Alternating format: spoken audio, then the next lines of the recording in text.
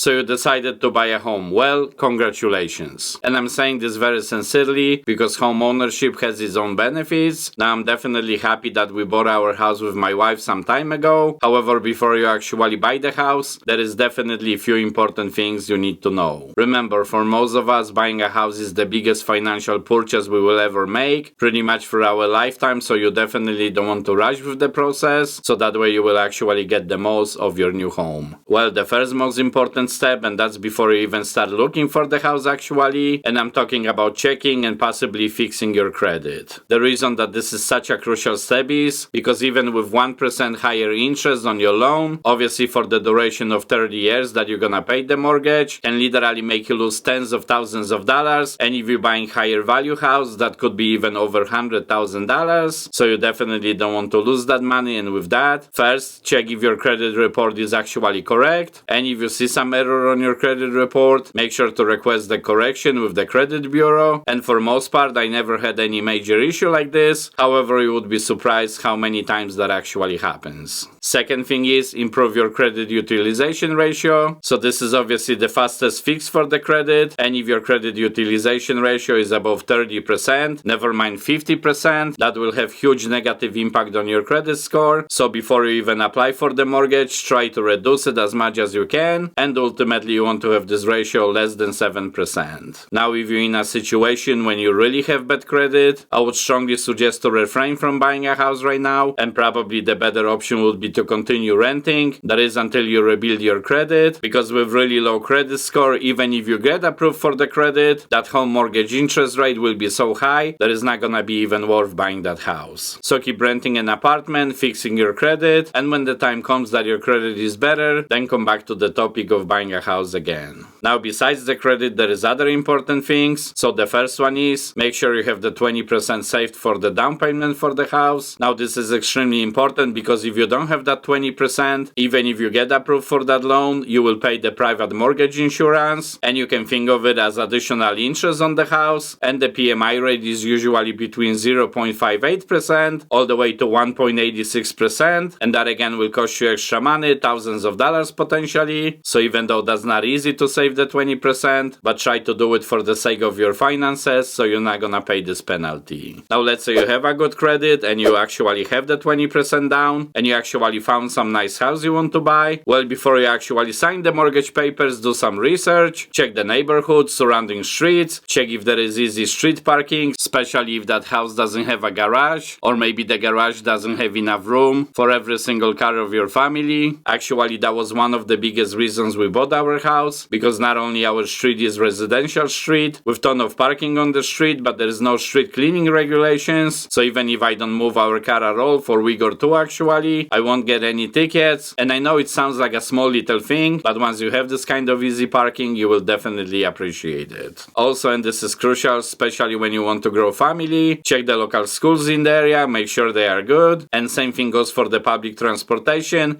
And yes, I understand not everybody needs public transportation. I personally only drive the car, but for example, my wife is using it. So even if just one member of your family needs the public transportation, you want this to be as convenient as possible. Now, of course, and this is the most important thing, check the entire house thoroughly. I'm not just talking about the standard inspection that usually comes with the house, but if you have the chance to talk to the sellers of the house or even the agent, make sure to ask questions, maybe run the water through the water faucets, sinks, and etc. And just definitely take time with this process, because even though you can't really check everything 100%, but if there are some potential issues, at least you want to give yourself a chance to find them before you actually sign those papers. Another thing is check if that house belongs to any homeowners association or the other houses on that street. Now, some people like to be part of homeowners association, but also a lot of people don't really care for it, and I would be the perfect example. I don't really enjoy anybody telling me I cannot fly this flag or that I cannot paint the fence in certain color, but then again, that will be your house and definitely your decision. And perhaps another very important thing is, since you're gonna be living in this house probably for a very long time, make sure that you and your spouse can actually visualize living in this house for a while, and that of course includes growing the family in the future maybe, and of course some small changes could be made to that house. But what I'm basically trying to say is, don't buy the house only because it is at good price, but that's not really the house you want to buy. Now, if you're actually debating how much of a house you can afford,